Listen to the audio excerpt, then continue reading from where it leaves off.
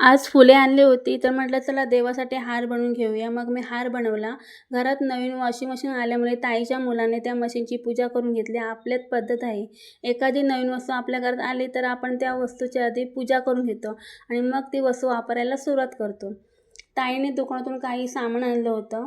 मग ते सामान मी त्या पिशवीतून बाहेर काढून घेतलं आणि ताई ज्या डब्यात हे सामान ठेवते तो डबा होता वर कडाप्यावर. मग तो डबा मी त्या कडाप्यावरून खाली काढून घेतला आणि जे काही सामान होतं ते व्यवस्थित चांगलंसं या डब्यामध्ये भरून ठेवलं.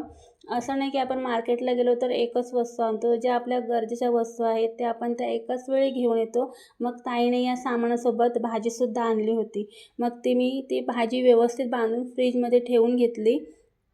आपण जे काही आपल्या वापरातल्या ज्या वस्तू आहेत, जे काही आपण सामान भरतो, तर ते तुम्हीसुद्धा व्यवस्थित डब्यात भरून ठेवा.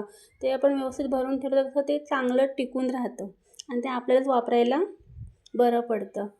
तर सगळं सामान भरून झाल्यानंतर बाकी राहिलं होतं फक्त साबणाच्या वड्या राहिल्या होत्या ठेवायच्या. तर जर तुम्हाला समोरचा पॅसेज दिसते वरती बघा, तर त्या कडाप्यावरती जो कठाडा आहे, तर त्या पॅसेजवर मला त्या साबणाच्या वड्या व्यवस्थित लावून ठेवायच्या होत्या. माझा हात पोचत नव्हता, तर मी खुर्ची घेतली होती. मग त्या खुर्चीवर उभी राहून त्या साबणाच्या वड्या व्यवस्थित अशा लावून घेतल्या. आपण जागच्या जागी सर्व वस्तू ठेवल्या तर आपल्यालासुद्धा त्या वस्तू पटकन भेटतात आणि आपलं घरसुद्धा दिसायला छान वाटतं.